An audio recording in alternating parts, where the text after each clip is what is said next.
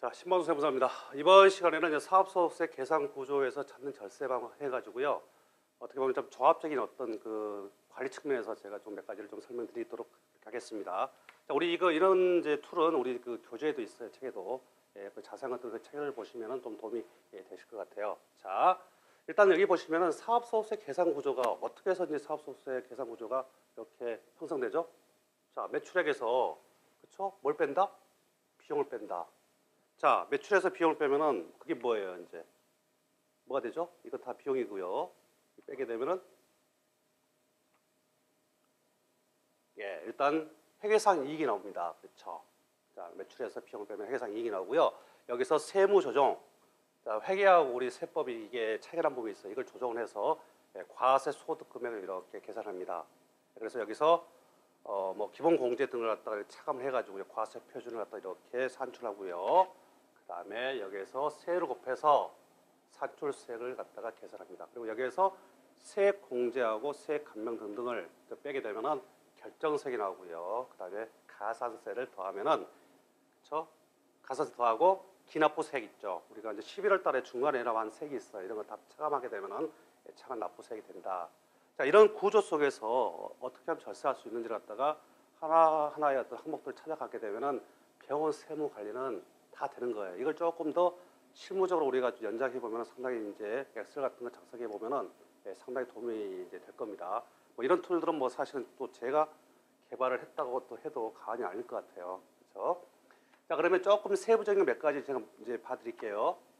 자, 뭐 복잡해 보이는데 책을 좀 보시면은 상당히 좀 도움이 되실 것 같네요.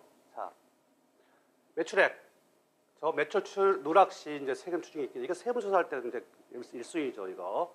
자, 그래서 우리 보험급여하고 비보험급여가 이제 이렇게 같이 이렇게 그걸 파악을 해서 들어가야 되는데 이때 주의하실 것들이 있어요.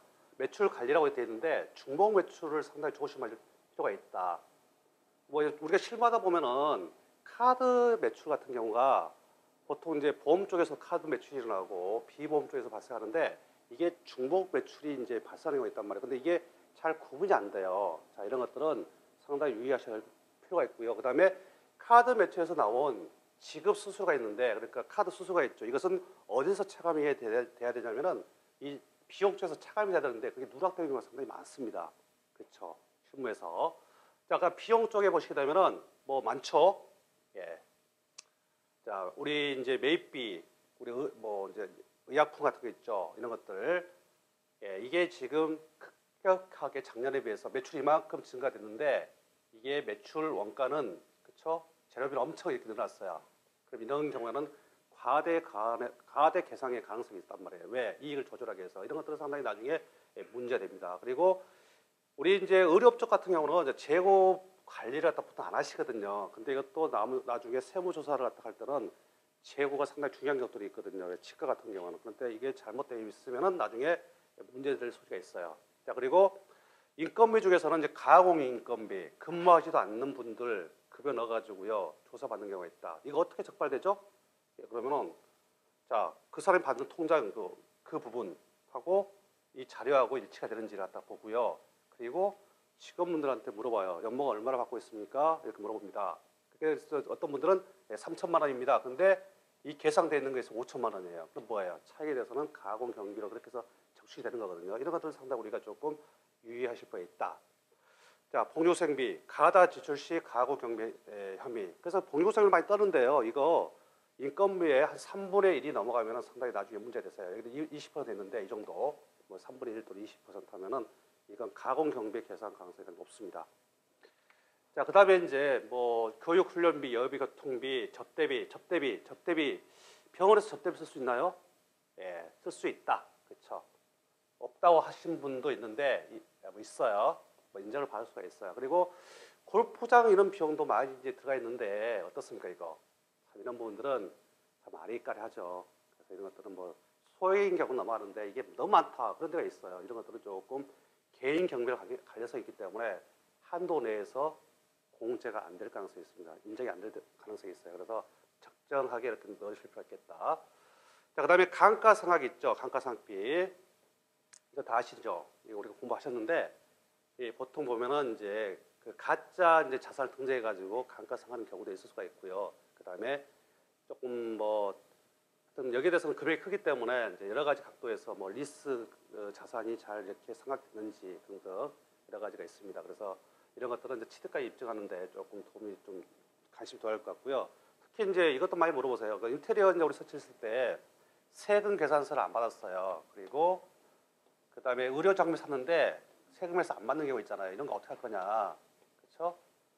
일단은 뭐 지출된 사실이 있다면은 감가상각하는 거에 대해서는 크게 문제가 없을 거예요. 그런데 이런 걸 갖다가 이제 세금에서 안 받았다. 근데 우리가 이제 감가상각을 처리했다. 나중에 문제가 되게 되면은 상대방한테 불똥 튀는 거 아시죠? 상대방들이 세금 신고 안 했단 말이에요. 그럼 그때 여러 가지 문제가 파생합니다. 그래서 인테리어라든지 그다음에 의료 장비를 꼭 세금 계산 수취하셔가지고요 입증을 갖다 꼭 하세요. 이건 뭐 10% 우리가 그 부가세를 갖다가 주는 한이 있더라도요 이걸 갖다가 만약에 큰 금액을 갖다가 그런 걸 놓치게 되면 나중에 큰 문제가 발생할 가능성이 높습니다. 자, 그다음에 차량 이제 업무용 차량에 대한 유지비 관련된 비용인데 이것은 이것도 참 애매모호해요. 자, 그런데 지금 돌아간 추세는 뭐 차 한 대에 대해서는 원장님이 탄 그 차 한 대에 대해서는 다 경비처를 갖다 보통 인정을 해준다. 근데 원칙적으로 보시면 인정을 갖다 못 받는 게 원칙이에요 또. 자, 그다음에 이제 그 뭐 이런 거 쭉 한번 훑어보십시오. 뭐 다 이해가 되실 것 같고요. 통신비는 이제 가사 집에서 쓴 것은 안 될 거고요. 우리 사무실에 쓴 것들 그리고 우리 병원 원장님의 그 뭐죠? 그 핸드폰 같은 걸 다 우리가 계산할 수가 있습니다. 예, 그리고 대진이 우리 이제 그 프리랜서 이런 분들 원천 징수를 갖다 해야 된다. 3.3%. 그렇죠.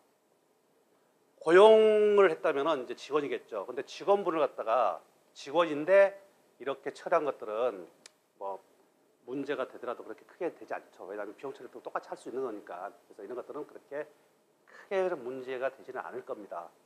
자, 그리고 이제 광고 선점비는 이제 포털에 이제 광고했을 때 이제 그런 것들은 다 증빙이 있기 때문에 비용 처리하는데 크게 문제가 없다.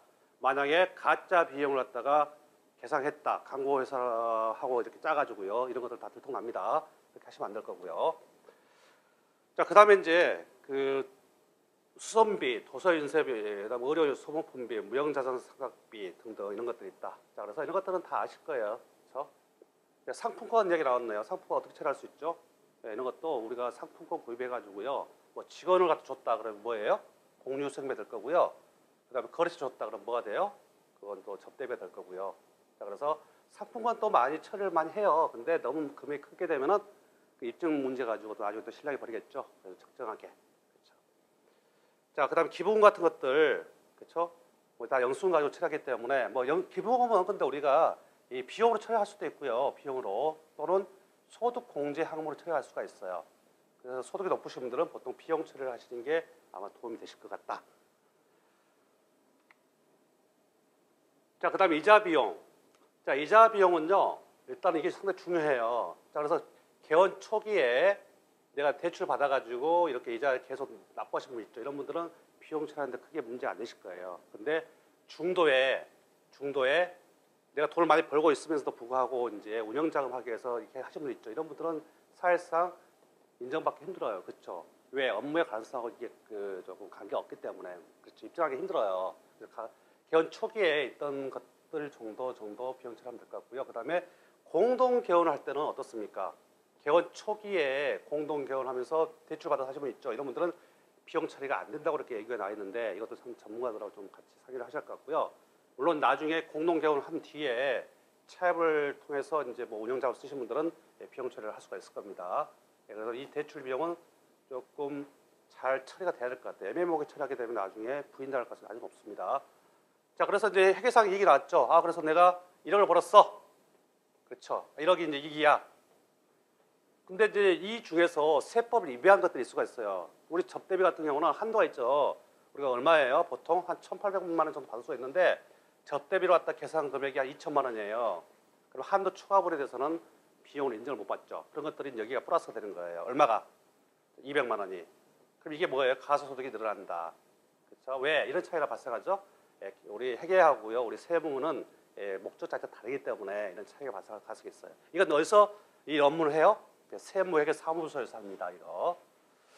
자, 그래서 여기에서 이제 기본 공제 등을 차감을 해가지고 과세 표준을 갖다가 계산해서 6에 38%로 적용한다. 그래서 이 세율 구조는 뭐 이렇게 이제 누진 세율이니까 그렇죠?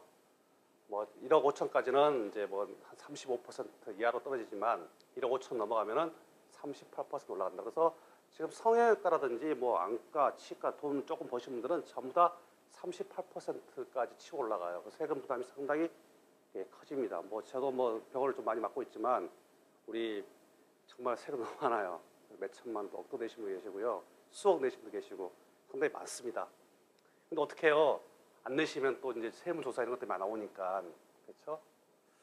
자, 그래서 이제 또 세액공제하고 감면이 있는데 이것은 별도로 살펴보실 필요가 있어요. 우리 세액공제하고 감면 받는 경우가 있단 말이에요. 자, 우리가 의료기기 샀단 말이에요. 의료 장비 이거 감면 세액공제 돼요? 세액공제 요거 일반적으로 수도권 감면 억제권에서는 이게 안 돼요. 안 돼. 그렇지만 89년도 이전에 개원한 우리 그 병원들은요 수도권 감면 억제권이라도 이 감면 되거든요. 공제가 되세요. 근데 이걸 몰라요. 아무도 몰라. 저만 알고 있어요. 진짜. 이 책에 우리 책이 105페이지 한번 보세요. 여기 제가 수록을 해놨으니까 한번 보시고요. 그다음에 고용을 갖다고 했을 때 신규 고용 늘렸을 때 또 세액 공제 같은 거 있어요. 이런 것도 잘 검토하셔가지고 세금을 낮추는 작업. 이건 별도로 나중에 살펴보실 겁니다. 그다음에 가산세 같은 걸 만드시면 안 되겠죠. 이런 경우를 봤어요, 제가. 어떤 내과 쪽의 그 병원인데 이분이 이제 마진이 되게 높아요. 이윤이 한 20억 정도 이렇게 이제 매출이 발생하는데, 그렇죠? 내과는 보통 이제 보험만 있다고 생각하시는데 또 비보험도 있어요.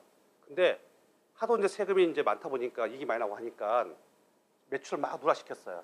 그냥 신고 안 했어요. 그러다가 세무조사를 받아가지고요 세금을 한꺼번에 6억을 냈어요. 6억을. 그러니까 어떻게 해요? 그냥 돈 먹어 전부 다 써다 바치는 거죠. 자, 이런 상황들이 많이 발생할 수 있는데 가산세가 되게 많아요. 가산세 신고를 정확히 안 하면은. 그래서 이 가산세 무슨 가산세가 어떻게 되는 거죠? 신고 안 하면 뭐 과소했다 그러면 10%고요. 기본이 부당하겠다 막 탈세는 부당한 거잖아요. 40% 올라가. 그다음에 여기다가 그 각 기관마다 만불에 3%씩 해가지고 연간 따지면 10.95%거든요. 납부를 갖다 지원하는 거에 대한 연체이자를 그렇게 돌리는 거예요. 상당히 문제예요, 이거. 자, 이런 것들, 자, 이 정도. 소득세 계산 구조에 찾는 절세 방안을 해가지고 이런 툴로 가지고 조금 세금을 관리하다 보면 상당히 괜찮을 겁니다. 자, 이상 마치겠습니다.